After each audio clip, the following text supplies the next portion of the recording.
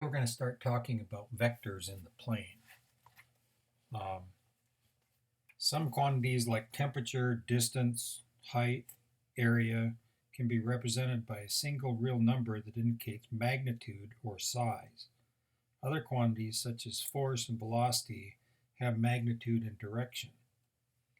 Um, we just look at it in terms of different things. We start out by looking at a point in the plane AB.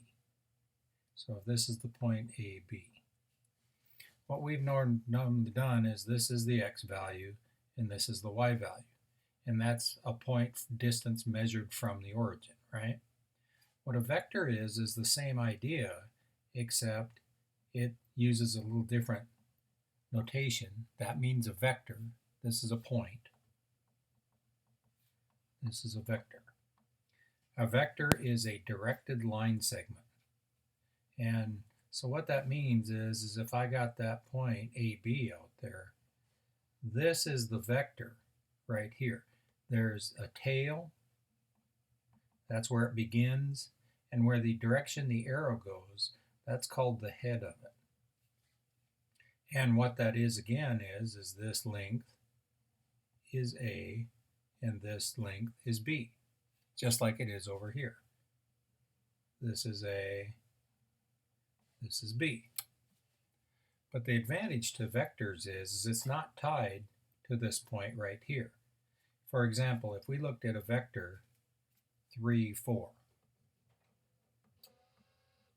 all that means is the horizontal length is 3 and the vertical length is 4. And so that vector can start at the origin, right? Go 1, 2, 3, 1, 2, 3, 4, and there would be my vector.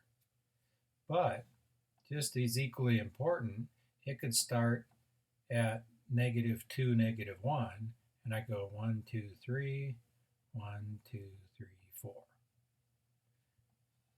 And I end up getting exactly the same vector. My scale's different, so it looks different, but they're exactly the same length. And so that's the advantage of a vector is we can move it wherever we want. Again, so the notation is these funny little, they look like less than, greater than sign around it. That means a vector. That just means the horizontal direction, the vertical direction. Those are called the components. Okay?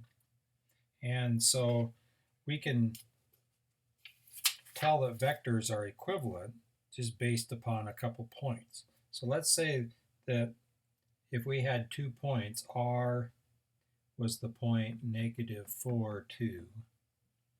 S is the point -1, 6. And then we have another set of points. P is the point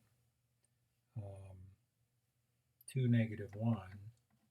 And Q is the point 5, 3. I want to show that those vectors, the vector from R to S, that's what that means, is from R to S. The arrow shows where you end up. This is the tail, this is the head. Is the same as from P to Q. That's what we want to show. We use what's called the head minus tail rule.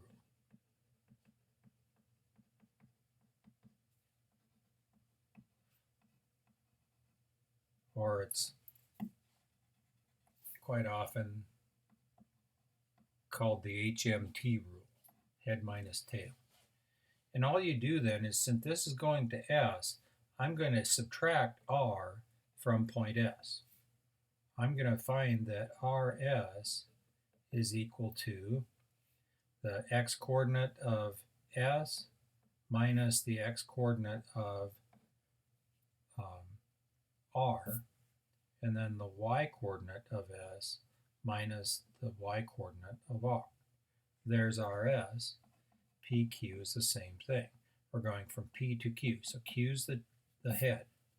So we're going to go 5 minus 2 and 3 minus negative 1. So then you just work that out. Negative 1 minus a minus a plus. Negative 1 plus 4 is 3. 6 minus 2 is 4.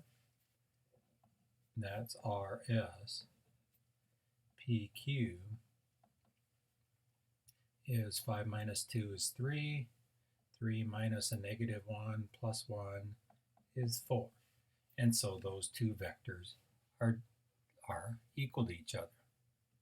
They represent the same components, 3 and 4. And that's what your assignment today is.